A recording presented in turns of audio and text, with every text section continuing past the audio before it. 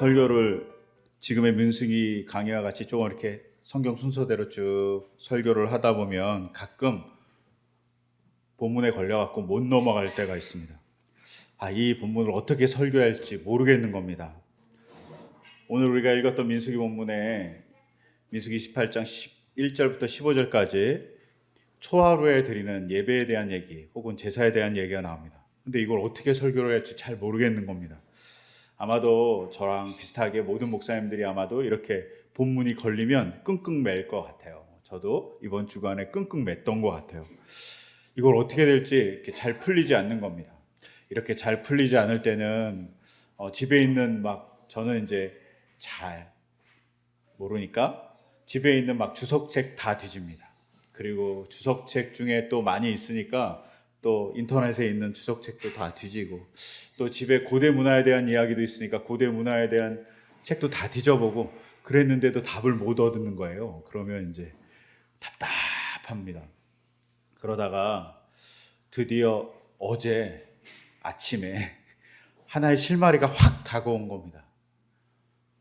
근데 그 실마리가 확 다가오자마자 제 마음이 흔들리고 제가 꼭 무너질 것 같고, 꼭 우리가 이런 말 하잖아요. 망치로 한 대 얻어맞았다고? 망치로 한 대 얻어맞은 것 같은 그런 느낌이 들었습니다. 왜냐하면 한 본문이 다가왔기 때문이에요. 한 본문이 다가왔는데 민수기 28장과 더불어서 다가온 본문은 창세기 4장에 가인이 아벨을 죽인 살인사건의 본문입니다. 잘 아시는 대로 가인이 아벨을 죽였습니다. 그것도 동생이죠. 근데 이 가인이 아벨을 죽인 이 살인사건의 배경이 뭐죠? 이 살인사건의 배경은 제사입니다. 가인의 제사는 안 받아주고 아벨의 제사는 받아주신 하나님에 대해서 분노한 가인이 남도 아니고 자기 동생을 돌로 쳐 죽였습니다. 생각해 보세요. 제사를 잘 드렸다면, 지금으로 말하면 예배를 잘 드렸다면 가인이 살해를 했을까요? 예배를 예배답게 드렸다면 가인이 살해를 했을까요? 저는 예배를 예배답게 만약에 가인이 드렸다면 살해를 하지 않았을 것 같습니다. 하나님께 제대로 된 예배를 가인이 드리지 않은 겁니다. 가인은 예배를 통해서 뭘 하고 싶었을까 상상해 보면 이러지 않았을까요? 동생보다 하나님께 더 칭찬을 받고 싶어요. 그러면서 예배를 드렸을 것 같습니다.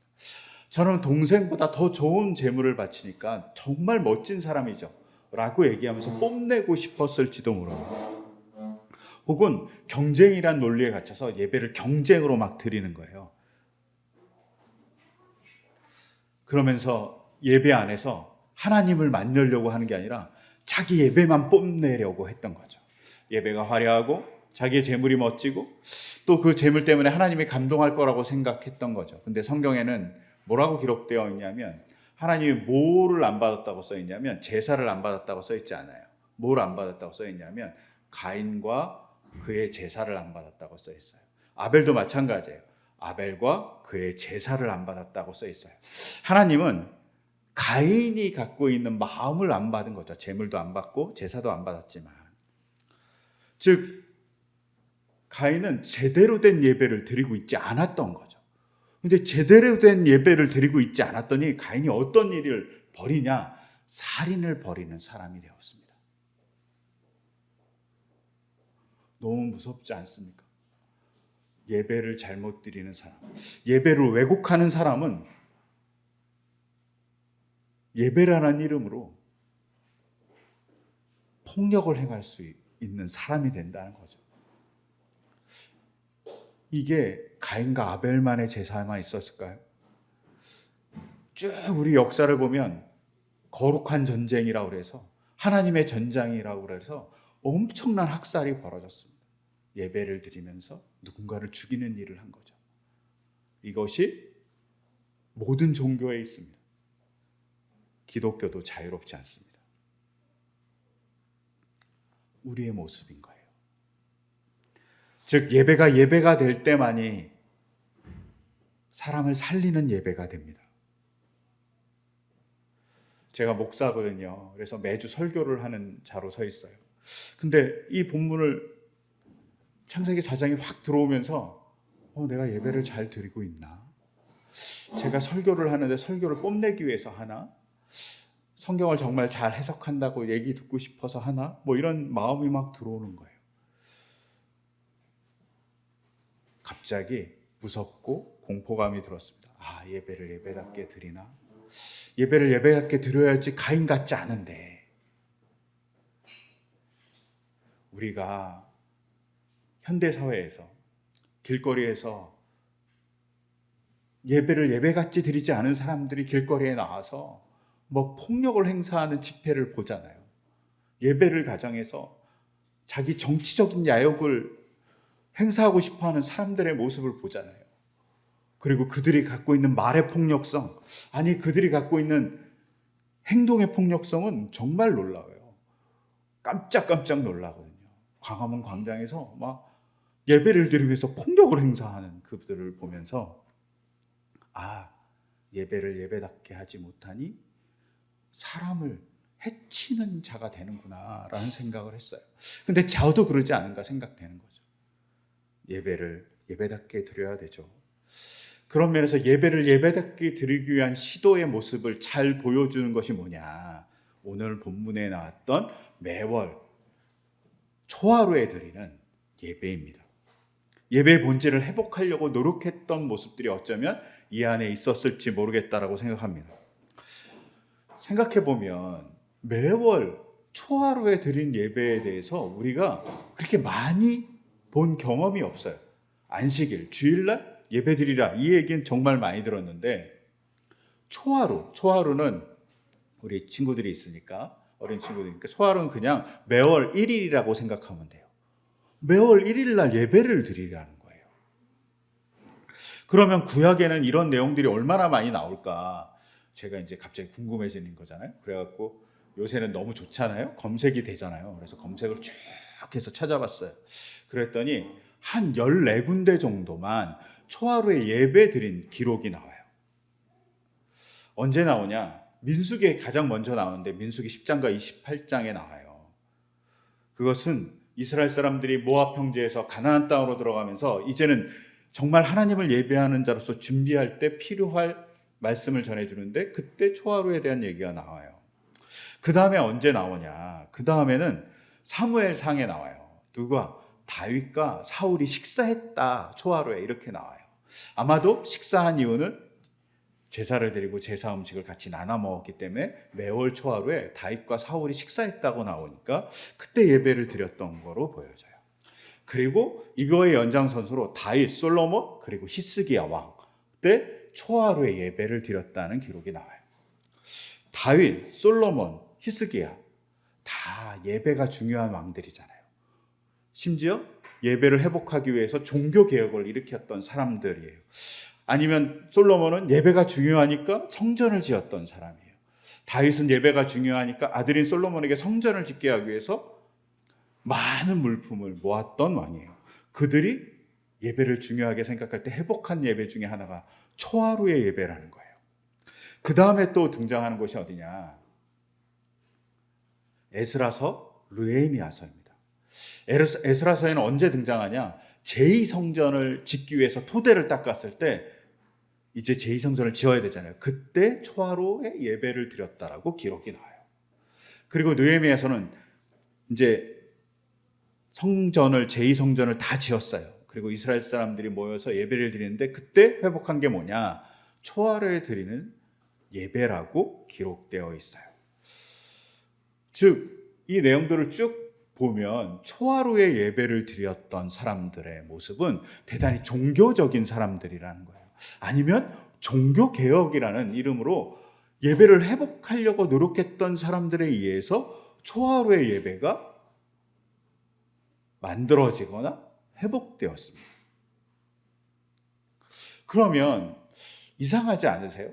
그 전까지 잘 안 드린 거예요. 중간중간에 초하루 예배를 잘 드리지 않은 거예요. 그러면 이 초하루의 예배를 왜 드렸을까요? 왜 이렇게 중요했을까요? 이거는 고대 사람들에게 특히 이스라엘을 포함한 그 지역을 우리가 고대 근동 지역이라고 그러잖아요. 서양에서 가까워서 근동이라고 하는 거예요. 근동 지역에서는 초하루가 정말 중요한 날이었기 때문이에요. 그래서 초하루에 대한 기념으로 행사가 많았고 예배도 되게 많았어요. 이게 메소포타미아에서도 그렇고 가나안에서도 마찬가지입니다. 근데 이들이 왜 이렇게 초하루를 중요하게 생각했냐? 초하루에 섬기던 이스라엘 말고 메소포타미아 가나안에 신이 있었어요. 그 신이 어떤 신이냐? 달 신이에요. 달을 신으로 섬긴 거예요. 근데 우리는 달을 섬기고 달한테 빌 때 언제 달에 빌어요? 그렇죠. 보름달 때 빌어요. 그래서 우리는 정월 대보름도 있고 한가위도 있어요. 달이 동그랗게 크게 막 있을 때 우리는 풍성함을 기원해서 달에 힘이 있다고 생각하고 달이 풍성하니까 우리도 풍요로울 거라고 생각하는 거예요. 그래서 우리는 보름달을 섬겨요. 되게 긍정적으로. 그런데 보름달을 부정적으로 섬기는 데도 있어요. 언제죠? 늑대 인간 있잖아요. 보름달이 뜨면 인간이 늑대가 된다는 소설 있잖아요. 더불어서 좀 오컬트한 영화들을 보면, 이렇게 공포 영화들을 보면 달이 떠 있는 것들을 보는데 서양 영화들은 대부분 달이 보름달로 떠 있어요. 그러면서 박쥐가 막 날아다녀. 그런 게 대부분의 포스터의 내용이에요. 서양은 보름달을 악한 기운이 있는 달로 봤어요. 그래서 보름달은 생물에게 광기를 일으킨다 이렇게 생각했어요. 그래서 광기, 미치광이라는 영어 단어가 누너틱이거든요. 근데 누너틱이라는 이 단어가 루나라는 라틴어에서 왔어요. 루나, L-U-N-A인데 이 루나라는 이 단어가 있는데 루나라는 이 라틴어가 루나가 뭐냐면 달이에요. 즉 서양은 보름달의 힘이 있다고 어떻게든 생각한 거예요. 그래서 보름달을 부정적으로 봤어요. 그런데 이렇게 동양과 서양과 다르게 고대 근동 사람들은 보름달을 안 좋아했어요. 보름달을 안 좋아하고 무슨 달을 좋아했을까요? 초승달을 좋아했어요. 초승달을 섬겼어요. 그래서 고대 근동의 우상들을 보면 막 이마에 초승달이 그려 있기도 하고 머리 위에 초승달이 그려져 있기도 해요. 많이 있어요, 그런 게. 초승달을 왜 중요하게 생각하냐? 두 가지 이유예요. 하나는 초승달은 점점 커지니까 커지는 가능성을 보고 초승달을 좋아한 거예요. 보름달은 줄어들 거잖아요. 그러니까 별로 안 좋아해요. 우리도 보름달을 안 좋아한 경험이 있잖아요. 백제가 망할 때 거북이 등껍질에 시가 하나 적혀 있잖아요. 신랄은 초승달이고 백제는 보름달이라고. 그래서 해석하라고 그러니까 백제는 망하고 신랄은 초승달이니까 점점 기운이 승해갖고 큰 힘이 될 거다. 뭐 이렇게 얘기한 삼국유사인가 삼국사기에 나오는 얘기가 있잖아요. 즉 초승달을 되게 좋아하는 문화가 있어요. 그게 메소포타미아 가나안 문화예요. 근데 이들은 이 초승달을 그냥 그래 그런 상징으로만 이해한 게 아니라 초승달을 신이라고 섬겼어요. 대표적인 신이 난나예요. 그래서 난나라는 신을 섬기면서 매일 거기다 절을 하고 매일 예배를 드렸어요. 그리고 초승달이 뜨면 뭐 하죠? 그게 신이니까 신에게 예배를 해야 됐던 거예요. 그런 문화가 이스라엘 사람들이 들어가는 가나안에 팽배하게 있었고 메소포타미아에도 많이 있었어요. 메소포타미아는 태양을 섬기지는 잘 않았어요. 태양은 잘 안 섬겼어요. 섬기긴 했지만 달을 중요하게 생각했어요.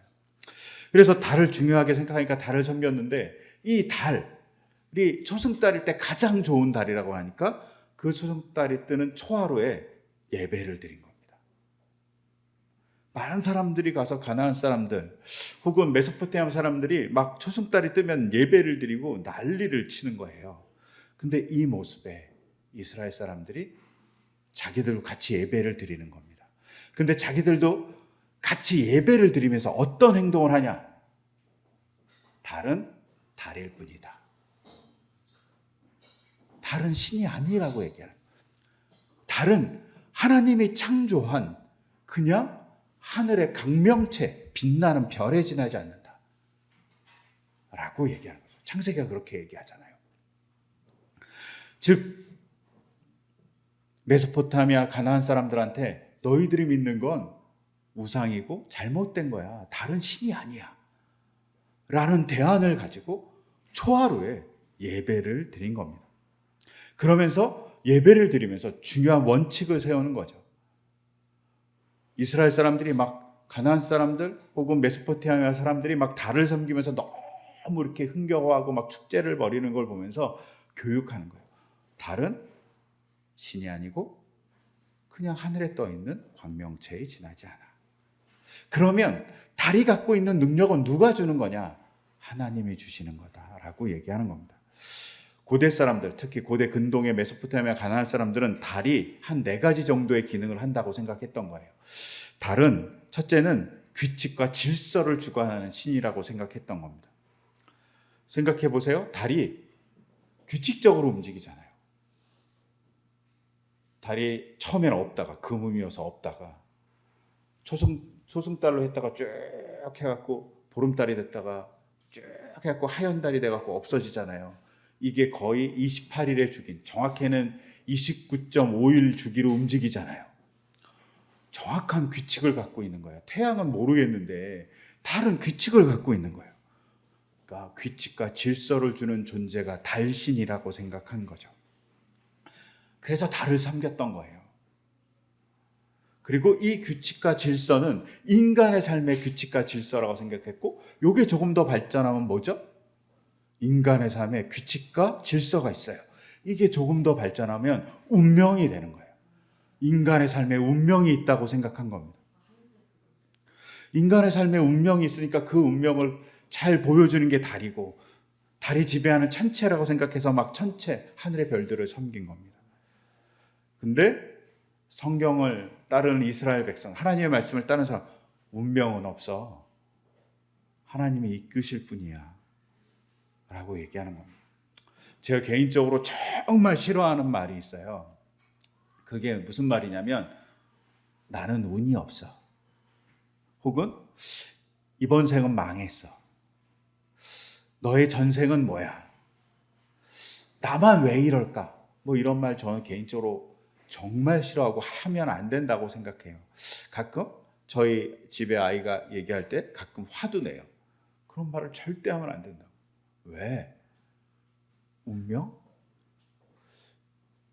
하나님이 정한 운명은 인간을 행복하게 만들어 주시는 그 행복이라는 운명만 있을 뿐이지 다른 건 존재하지 않는다고 생각해요. 근데 우리는 운명, 나의 미래가 정해져 있어. 그래서 점쳐. 어떻게 해야 되죠? 나의 운명이 저래 있어. 내 짝이 맞는지 좀 알아봐 주세요. 우리가 점집에 가갖고, 혹은 사주 카페 가갖고 막 카드로 점도 봐. 그러놓고 헤어져. 그게 운명은 아니잖아요. 운명은 존재하지 않는다는 거죠.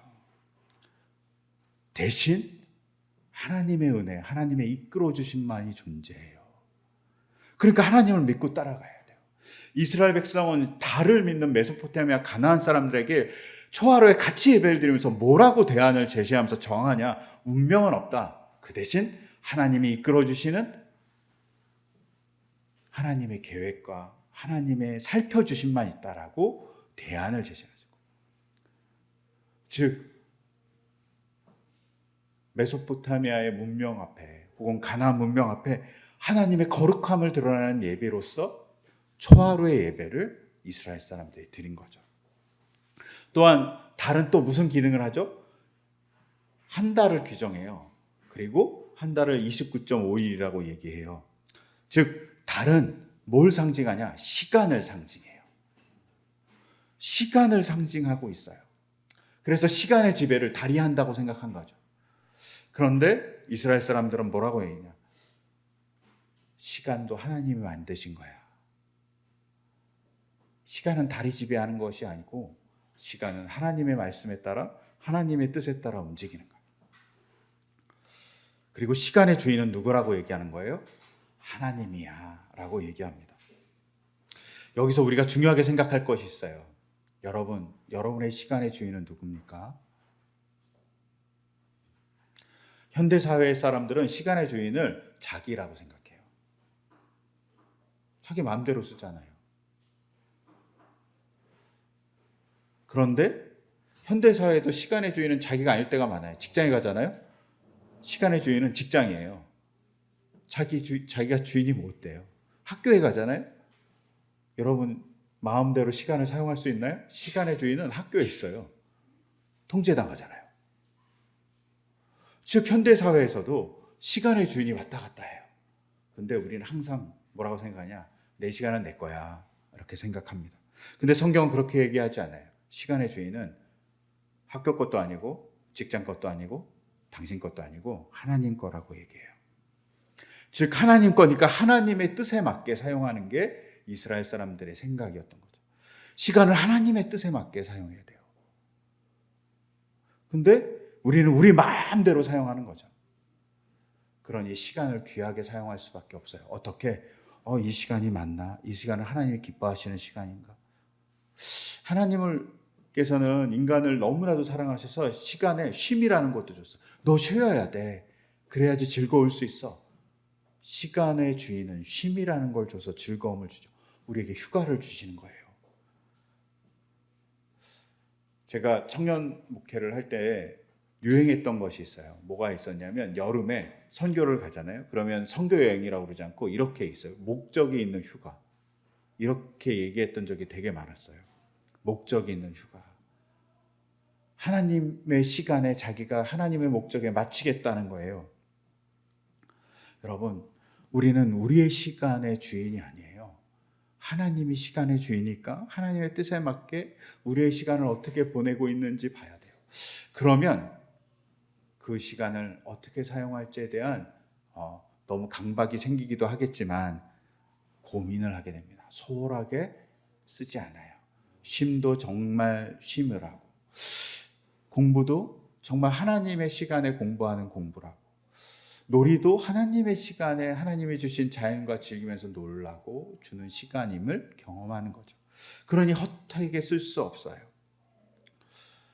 시간의 주인은 하나님이라고 얘기하면서 초하루에 예배를 드리는 거예요. 세 번째는 달신이 상징하는 건 생명이에요. 무슨 생명이냐? 달이 소승달이 될 때는 그 전에는 뭐죠? 달이 사라지는 금음이에요. 달이 없어. 밤에 새벽에 잠깐 나타나거든요. 근데 금음이라는 뜻은 달이 죽었다고 생각했어요. 그런데 이 죽음의 공포와 죽음의 압박을 달이 초승달로 이렇게 피어나면서 극복했다고 고대 사람들은 생각했어요. 그래서 달은 생명의 힘을 지녔다라고 생각한 겁니다. 그러니까 달을 숭배한 거예요. 그런데 기독교인들은, 아니 유대인들은 그 달 생명이 없다고, 그냥 그 운행은 천체 운행에 지나지 않는다고.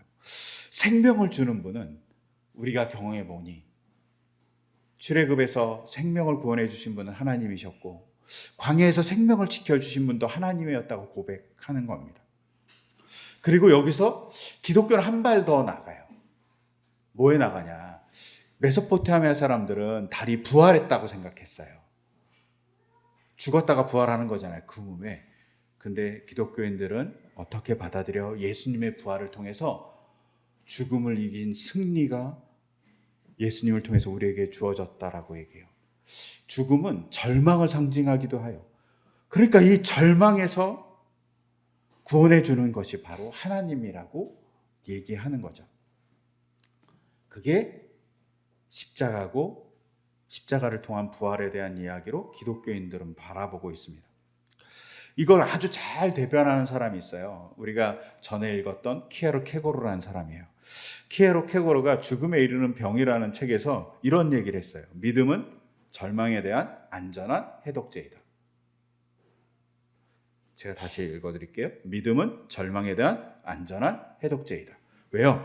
절망이 죽음이잖아요. 근데 그것의 절망의 반대말은 희망이 아니라고 얘기하는 거예요. 절망의 반대말은 키에로 케고르는 믿음이라고 얘기했어요. 믿음을 가져야지 제대로 된 절망을 극복할 수 있다라고 얘기한 거죠. 인간은 절망할 수밖에 없어요. 왜? 죽음에 이르니까. 근데 그 죽음의 자리에서 인간이 하나님을 바라보면 자기 절망이 자기 죽을 수밖에 없는 존재가 부활할 수 있는 존재로서 희망을 갖는다라고 키에르케고르가 얘기한 거죠. 그래서 키에르케고르가 죽음에 이르는 병이라는 이 책에서 이런 얘기를 해요. 오직 기독교인만이 죽음에 이르는 병이 무엇을 의미하는지 안다. 그는 기독교인으로서 자연인이 알지 못하는 용기를 획득한다. 그는 그 용기를 더 두려운 것을, 무서움을 배움으로써 획득하였다. 즉 기독교인이 죽음에 이르는 병이 뭔지 알아요. 정말 죽음이 뭔지 안다는 거예요. 근데 그 기독교인은 자연인과 다르게 용기를 획득해요. 죽음 앞에서 절망을 극복하는 거죠. 왜? 그 용기가 어디서 오냐? 죽음보다, 절망보다 더 두려운, 이 두렵다는 말은 경배의 대상을 의미하겠죠. 더 경배할 대상이 무엇인지 안다. 하나님이 계심을 안다. 그래서 그 하나님과 만남을 통해서 절망을 극복할 수 있다. 즉 절망의 반대말은 믿음이다 라고 키에르케고르가 얘기합니다. 이 모습과 되게 비슷해요. 이스라엘 백성이 달 신을 섬기지 않으면서 달이 부활의 상징이지 않다고 얘기하면서 고대 가나안 사람들과 같이, 메소포타미아 사람들과 같이 초하루에 예배를 드려요. 근데 우리는 생명의 근원은 하나님이에요 라고 고백하면서 그 당시의 문화에 저항하면서 예배를 드렸던 거예요. 그러니 초하루의 예배가 정말 중요했던 거예요. 문화적인 저항이 있었던 거죠. 또한 네 번째는 달이 계절을 지배한다고 생각하잖아요. 그러니까 계절을 지배하니까 농사를 지배하고, 농사를 지배하니까 풍요의 상징인 거예요. 그래서 달에게 막 풍요를 빌어요. 풍요가 중요한 거예요. 정말 달을 믿었던 이유인 거죠. 달을 믿었던 이유는 풍요롭게 살고 싶어서, 우리가 배 터지게 많이 먹고 싶어서 달을 믿었던 거예요. 근데 유대인들은 그 달을 믿지 않아요. 그리고 유대인들은 풍요를 바라지만 풍요보다 하나님께서 우리에게 먹을 것을 주신다는 믿음으로 살았어요. 하나님께서 우리 것을 채워주신다는 믿음으로 살았어요. 그래서 풍요를 바라보는 게 아니라 먹여 살려주신 하나님을 바라봤던 거예요. 근데 여기서 한 발 더 나가서 예수님은 뭐라 그래요? 오늘 우리가 읽었던 누가복음에서 이렇게 얘기하죠. 너희 가난한 사람들은 복이 있다. 가난한 사람이 복이 있다 이렇게 얘기한 게 아니라 너희 가난한 사람들이 복이 있다. 너희는 가난한 사람들이야. 복이 있어 라고 정의합니다. 그러면서 이렇게 얘기하죠. 하나님 나라가 너희 것이야. 풍요의 노예가 되지 말라고. 나만 잘 먹고 잘 살 거라는 노예가 되면 서로 못 살게 된다. 나만 많은 것을 갖고 살고 싶어요 그러면, 나만 흥청망청 즐겁게 살고 싶어요 그러면 그렇게 살 수 없다고. 그러니 서로 잘 사는 것을 바라보면서 살아가는 사회를 꿈꾸라고, 그것은 우리가 하겠다라고 얘기하는 사람들이 이스라엘 사람들. 풍요를 위해서 초하루의 예배를 드렸던 메소포타미아 가나안 문명에 저항하면서 그건 아니야. 우리는 서로 더불어 잘 살고 싶어 라고 얘기하는 모양으로 초하루의 예배를 드린 걸로 보여져요. 이것을 통해서 예배의 회복이 있었던 거죠. 이게 너무너무 중요하니까 종교개혁을 했던 사람들, 그리고 예배를 위해서 성전을 지었던 솔로몬이나 다윗, 그리고 스룹바벨 제2성전을 지었던 사람들, 그리고 히스기야 같이 종교개혁을 했던 사람들, 느헤미야 같이 종교개혁을 했던 사람들은 초하루의 예배를 회복했던 거예요. 하나님이 질서를 주시는 분이고 시간의 주인이고 생명의 주인이시고 풍요를 넘어서 공동체가 잘 살고 더불어 잘 사는 걸 바라는 그런 하나님이시라는 걸 기억하고 그것을 대변하기 위해서 메소포타미아 문명과 다르게, 가나안 문명과 다르게 초하루에 같이 예배를 드리지만 다른 의미로 예배를 드렸던 겁니다. 그래서 하나님을 찬양했죠. 온전한 예배의 회복이 일어나니까 이스라엘 백성의 종교적인 개혁이 일어나고 제대로 살 수 있었던 시대가 만들어집니다. 여러분, 어쩌면 우리가 예배를 드리는 이 시간이 그런 시간일 것 같아요.